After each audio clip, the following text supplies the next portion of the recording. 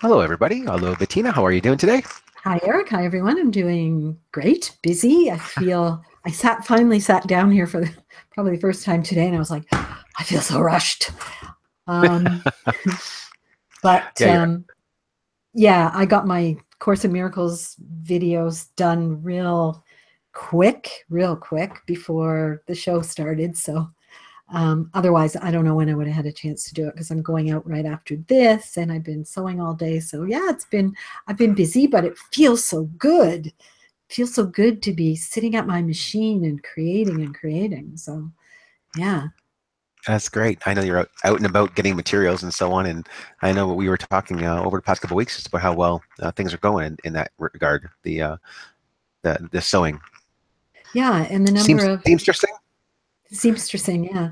The number of things that I'm making from scratch as opposed to I thought I would have more alterations, but right now it's Right. about 50-50. So it's kind of nice to I mean, alterations are by far the more tedious of the jobs, but it's nicely balanced by the creativity of making something new. So I'm really enjoying it. I'm really enjoying it.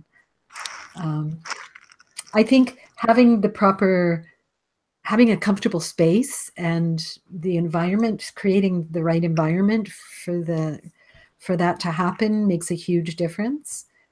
And having the projects to do also. So I don't know. It's just feels really good. Feels really good. So Yeah.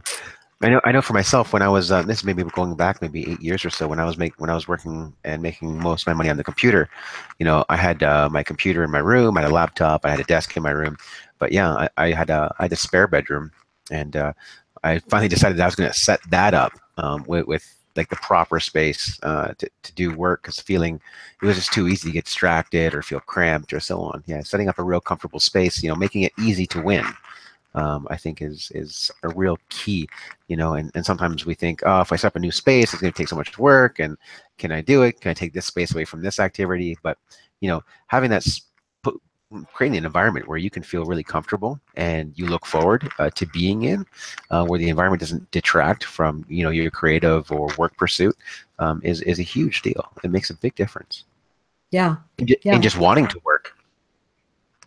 yeah. It really does. I mean, I could sit up there all day and sew. It's just so nice.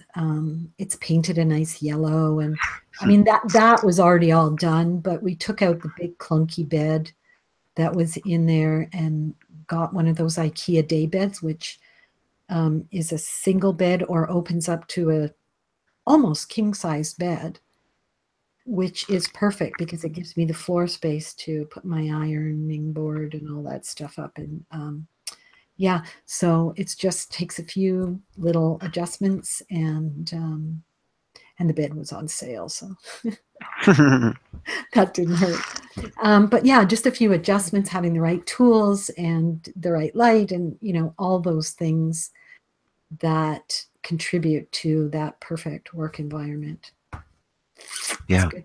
Yeah, yeah, it's really critical, especially if especially if it's gonna be something that as you start, and I think a lot of people think about this too. Like, I have my main job that I go to. I kind of feel like I don't want to do it for the next 25 years, and so I'd like to think of new ways to do things on the side. Or is there a way that I can create income in a way that I'm really enjoying myself? And that's one of the big things, give that gift to yourself of kind of committing a space for you. You talk about all the time with meditation, creating your little temple in a or a sacred space in the side of a room or something. But take that space, for yourself if you really want to make a change, but don't really know what it's going to look like, when it's hopefully going to take over your income producing activity. But everything that you can do on the periphery to encourage and make it a even nicer idea in your head to put pen to paper or actually do the work that creates income. I think it's really really critical, and I think it's a real gift we can give to ourselves or give to a partner if they're the one who's looking to do that as well. So it's really nice that you guys take out that bed together, and Peter can really help set up some spaces and so on. That's a really nice thing to do together. Yeah. Yeah. And I think, I think that creating the right environment for success is good for not just if you are starting a business or you're doing your work at home or whatever it is, but I think for anything, like you said, um, if you want to start exercising, if that's something new that you want to start doing, you have to create the environment, the situation. You have to set yourself up so that you will be successful at it. If you set yourself up with too high expectations, or for me, I was originally, as you probably all recall, my sewing machine was behind me here on the desk, and I was getting neck and head pain, and I realized the desk was too high, and I was with my machine on top of it, I was sewing like this. Well, who wants to do it if it's going to cause pain? Yeah. So you really have to set up the correct environment that will make you want to go to work, or make you want to go and exercise, or make you want to sit and meditate.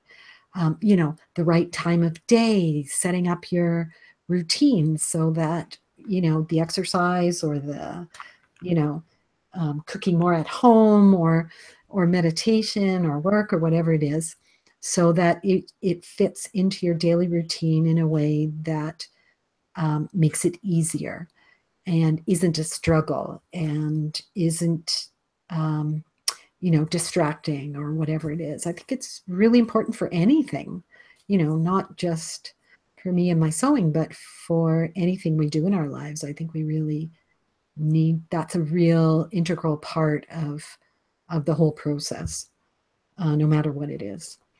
Hmm. Yeah, and I think sometimes that's something that we can really think about during meditation, is how do we improve our life in a way that, fits. I used to, I would go on and off with running, and I really don't like running. But it's hard to always have a baseball game or something where you can get that exercise in or get that sweat up, or what have you. And I really do like that, or I really do like getting the exercise. I really do like being outside. But I just don't like running. I never really have, and I have asthma, and it reminds me of how I can't be 100% all the time, and it really frustrates me. So for me, what really helped me was that, like, taking that pressure off myself. So what is another way? What is another way that I can get the things that I like from running, without actually having to run? And for me, it was walking, and it even though it takes me longer. I used to think, oh, I just want to get my exercise in and be done with it. If I just run for 25 minutes, then I can feel good, for the day, or I can get physically it helps too. Not just like mentally I've done something, but it does take longer. But I put a podcast on, or something I want to learn about, put it in my ears. You walk, during the day. I can even get lunch on my walk, because it's not like you have to eat anyways. Because I can walk and get a salad at the grocery store or something like this, and it really changed, and I began to look forward to it. I began to make it a real anchor, in my day, and it's wonderful when you can think up new ways. And for me, walking gives me some great time to think and organize my life, and help me reassess what it is that I want to be doing, each day, and how I can do that within the framework of making more money than I spend. And it's been awesome. And so being able to let go of running, because there was like a good, like, 10 years where I was like, I should be. And just even being able to allay that, it makes a big deal when it comes to how you relate with yourself and how happy you feel. Yeah. I think it's interesting when you say, you can walk to somewhere and pick up lunch, or walk to the store and get your groceries, or whatever it is. I was visiting a friend in Toronto once, and we were going to sing at that choir. We were going to see what it was like, because I belong to a choir, so on the off season, we thought we'd check it out. And so we parked the car, and then we walked to the place, and then we walked somewhere else, and then we walked somewhere else. And I was like, this is so interesting how different it is to live in the city, like in the core of the city, and in the suburbs. In the suburbs, you walk because you need exercise. In Toronto, Yeah, you walk because you're going places. Like, there's yeah, purpose to it, more than just, I need the exercise. And I thought that was like such a, I don't know why the difference seems so huge to me as far as lifestyle and how things are. And you know, the thing is, when I went to Italy, it was the same thing. People walking all the time, just um, you know, gathering in the piazza, and you know, and then you go, I'm going to go home. I'm going to walk everywhere when I go home. And you don't do it. It's, you know, it's just not conducive because of the way we're set up here. Um, but it is interesting that having something to do or a place to go or a purpose other than, oh, I should get out and walk, really makes a difference to me, in whether I walk or not. Yeah. So, Yeah, well, yeah, having been to your house, I mean, you live in the classic suburbs. I mean, it is yes. it is a 3,000 home survey or something. I'm just guessing, and you'd have to walk 20 minutes to get to a variety store, I'd imagine, or something close to that effect. Well, we have a corner store, but you know, it's just a little corner store. But Yeah. um, yeah, it's a bit of a hike to go to like a grocery store here. hmm Yeah, and So certainly carry those groceries back. So yeah, I know that. I know you have like the nice parks, you have these beautiful valleys and rivers and stuff like that where you live. But yeah, yeah, to make it part of a useful trip where you're accomplishing something else, I'm sure you feel how that's missing, and it's something I've thought about like where I want to live in the future. It makes it's a factor. yeah, yeah, it really is. So Yeah, anyway, I did. different This problem. does. I know we've been leading into this kind of a little bit, but we kind of you had a Course in Miracles discussion today, and about a phrase that you shared with me. I especially like the second part of it where it says, I'm still uh, I'm still as God created me," and I think Yeah. it's a really powerful So I'm just gonna sentence. I'm just gonna. Is it backwards? No, it's good. It's right. Okay, good. Yeah. So this is Uh, the book for anybody who's not familiar, A Course in Miracles, and this is like my Bible right now. Because I find things that I read in the past, I've sort of dropped and let go of. And as I go through life and as I grow and evolve, I guess, different things speak to me. And so right now, A Course in Miracles is speaking to me quite loudly. And I decided in January, I joined a group that someone else was running, doing the lessons every single day. And I've not missed a day watching those live videos. Not always live, but because she's in the UK, but um, I've been doing those. And then in May, I decided I wanted to read the text again.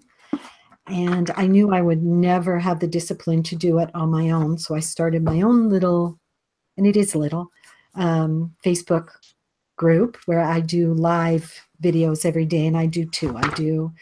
I read the text and then I read the lesson, and I give my perspective on things. So I'm happy to say we're on chapter 25 right now, which is awesome. I wouldn't have got that far on my own. That's all I'm saying.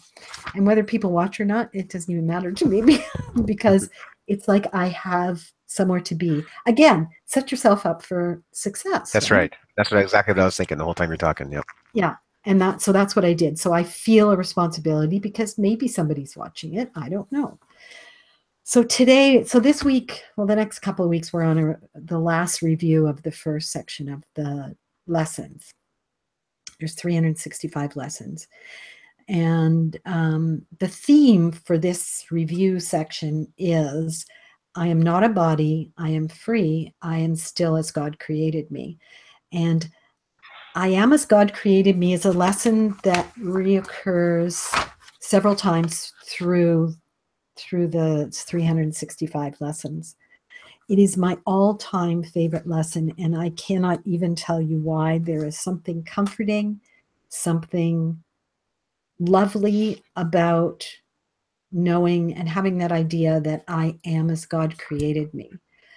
And that this body is a vehicle for the expression of loving presence.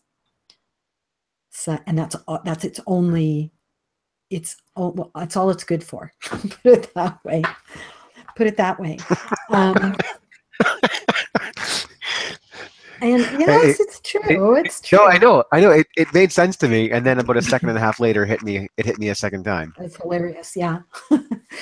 Because here's the thing: when we look at people as a body, it's attached to ego, and when we relate to people ego to ego, there's a power struggle going on that is immediately putting us into a place of suffering and struggle, and basically that's what hell is. But when we see people as loving presence, but here's the thing, we have to be connected to our own loving presence before we can see others as the loving presence. Even when someone is being the shittiest of the shitty to you, we can see them as someone who is putting out a call for love, someone who is saying, so if someone's saying, yo, you're a complete idiot, and you're driving me nuts, and I can't stand you, and whatever it is, right? You're fat, you're gay, you're this, you're that, you're the other thing. That person is, if we see them, if we are in our loving presence, we can see them as someone who has forgotten who they are, forgotten that they are loving presence, and is putting out a cry to be reminded of who they are. That's it. Now, I love that. I love that because it takes a lot of pressure off me to deal with the idea of being attacked, and just allows me to stay in my loving presence and be an example to them so that they can remember who they are. And that's really all it is that just being that extension of loving presence out into the world. And that's why I love it so much. Because I remember I am as God created me. I am that loving presence. And when someone is, what I think is, and I'm using air quotes, what I think is attacking me, I can shift that perspective and say, but no, that's not what's happening here. They are forgetting who they are, and they're crying out to me, please remind me who I am. And if I can stay in my loving presence, I can help them to remember who they are. And I just really like that. Yeah, that's really well said, and it hits home for me, and I know that relief that you feel when you finally figure out how not to get sucked in to somebody else's pain body, Eckhart Tolle, or somebody else's lashing out like that. Growing, I'm sure we all grew up. Hopefully you were able to avoid it. But if you grew up in a home where there was anger and a temper and violence and all these things, it was such a relief for me along the same lines to you when you say the phrases I'm still as God created me, or just if I can stay in my loving presence, or it's their call for love. And if you can stay in your loving presence, you can remind them, help them remember who they really are. And that what it was for me to get rid of, to have that relief where it's like, oh, it's not about me. They may be saying it's all about you. It's because you did this, you left this out, you're bad, you disappointed me, I'm angry as a result of it. They can be saying all that, and when you're young, or even when you don't know, you just believe them. You're like, oh, I guess I did, or I'm making you angry, and we can have whatever response to that we want, but it's very hard not to get sucked into some sort of negativity as a result. When for me it was hurting people hurt people, and it was that sentence that was like, wow. That helped me be like, oh, this is just their issue. It's got nothing to do with me. It's got nothing to do with not tidying my bedroom, or not showing up somewhere that they wanted me to be, or whatever. Them wanting something from me that they're claiming they didn't get, and then it's therefore my my fault that they're angry and attacking. And when you're able to get rid of that, it's like, oh my goodness, it's huge, because you're able to just to set how you feel, and however somebody else feels. If you can stay in that loving presence, if you can like, you know, you can see that they're upset, hurting people, hurt people, you know, and you don't respond, you're actually doing a great service to the universe and to all things, because we need to break ourselves collectively out of this, you know, reaction. And most of the reactions aren't positive. Most people's reactions are negative reactions to things not meeting their expectations or what have you. And if you can show people that you don't have to subscribe to such a belief or to such a collective belief, it's really, really powerful when you don't react, or when you decide proactively how you want to be. And the best place to be is in that loving presence, because not only do you show them that you're not attached to the social construct, but also that you can, your energy in a way combats their energy, and they have a choice to choose new, choose anew.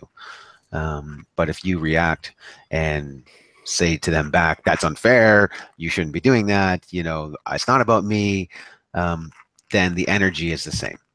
You know, you can talk about how, what levels you're interacting on or intellectually, but the energy is the same, and it spirals. Yeah.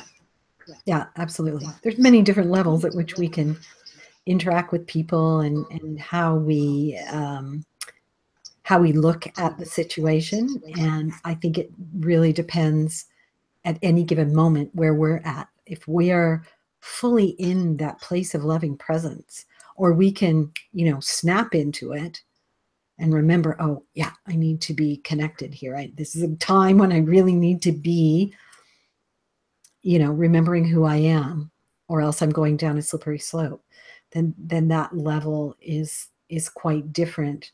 Like, you can sit there and, you know, I've been able to do it. And yet there's other times when I'm just like, I am just like so pissed off because I am so sick and tired of being, you know, dumped on and beaten up on. Mm-hmm. And, you know, I mean, I've said to Peter before, it's like, I'm so sick and tired of being everybody's safe place. Because, Right. you know, people can say what they want to say, and you know, I try not to judge them for it. And but then there's other times where it just rolls off me like a duck. I can be very duck-like. It's you know, it's any given moment. We are sometimes the expression of love, and we are sometimes the call for love. Mm-hmm. And I think compassion and, you know, leaving judgment out of it is probably two of the most important tools you could have in any given moment. And that's, you know, not only of other people, but of ourselves, and most Yes. importantly of ourselves. Yeah. Because if we are judging someone else, it's because we're judging ourselves. It's Mm-hmm. always a mirror back to us. And we really have to pay attention to, you know, who we are in that moment, and who we want to be. And, you know, do we want to remember who we are, or do we want to, you know, get into the fisticuffs with other people and play the blame game? I don't really want to do that anymore. I sometimes go through it in my processing of it. Like, I'll start saying, well, they blah, blah, blah, blah, blah, blah. I don't do it to the person. I do it on my own, because it is a part of my process, right? Well, that person, and they did this to me and that to me and blah, blah, blah, blah, blah. And I think you have to get that out of your system. It's better to get it out of your system in an environment where, you know, you're not affecting someone else. And then you can work your way through the process of saying, well, you know, it is about me, and it is about how I see it and my perspective, and, you know, what I'm feeling at the moment, at that particular moment. You know, I'm not feeling loved, and I want that person to love me, and I'm expecting them to love me, and maybe my expectations are getting in the way and giving me problems. I can't blame the other person because I'm knocking myself out, for instance, to make someone love me, and I'm not getting the signs, or the gestures, the loving gestures Mm-hmm. that I think I should get in return. maybe that person is incapable of it at this point in time. And this has been a huge lesson for me. So I kind of know what I'm talking about. I'm not saying I'm, completely cured of this little disease of mine, but it's something that's been coming to the forefront for me lately, and really how I need to do things based on my own feelings as opposed to trying to make someone else feel a certain way, because you're never going to accomplish that. That's, you might as well give that one up from the get-go, and yet we all do it, right? Yeah. At some point or another. So Yeah. yeah. Other people's disposition and their behavior is theirs to manage, not ours. And Exactly. that's really key, and especially when it's not like the only time I really see that as being appropriate is if you're dealing with somebody or you're like a caretaker for somebody who's infirm or immature because they're a child or something. Other than that, other people's feelings are their problem. And the sooner that we can know that and feel that, and not defend against that, because that can sometimes draw us into a lot of fights. Is that I need you to not be like this. But when you realize that other people, you can establish your boundaries and say, I don't want to, it's not okay, and I don't enjoy being around you if you're like this, and I'm going to choose not to be, and explain yourself. That's effective communication. But their feelings is their work, is their business. It's not our job to fix other people. We can just really be just a loving presence, and encourage them to remember who it is that they are. And like you said, it's not easy. It's hard. And it can be really hard, especially if you're dealing with somebody like a parent or a family member or a lover. It can be very difficult to stay in your loving presence and see their behavior or whatever as a call for love, and having it not be your responsibility, especially when it's a parent, a family member, a lover. It's not your responsibility. It's not your responsibility at all. And if it's, this is a little bit deeper to bring it up a little bit more to the surface. If it is somebody who is habitually, coming at you with this kind of energy, the more that you stay in your loving presence, the more that you don't engage with that energy, the more that it's amazing, the more that they leave you alone. They don't come to you because what their ego is seeking is that mutual gratification, that, to stir each other. It's like a bicycle. They push down and they need you to push down the other side too, so they can keep going. If they're only riding a bike with one leg, it's really tiring and it's inefficient, and they'll go find somebody else who will, put the counter stroke with them. And it's amazing. If you don't want to deal with it, staying in your loving presence and not reacting emotionally is an incredible way to disincentivize a person who is like that from entering your space. Yeah. And the other thing is, I think people hear themselves Yeah. in that Yeah. Yeah. space.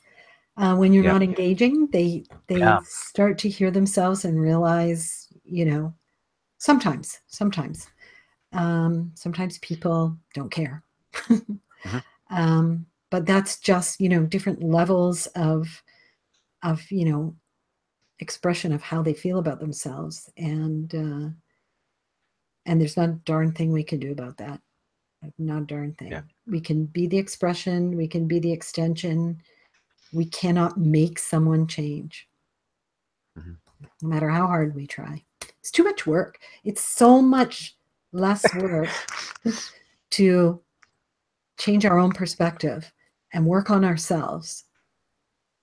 It's just like, okay, imagine the difference between feeding the whole world and feeding yourself. Yeah. Which is the bigger job? And that's what we need to do. We need to feed ourselves, fill ourselves with that loving presence.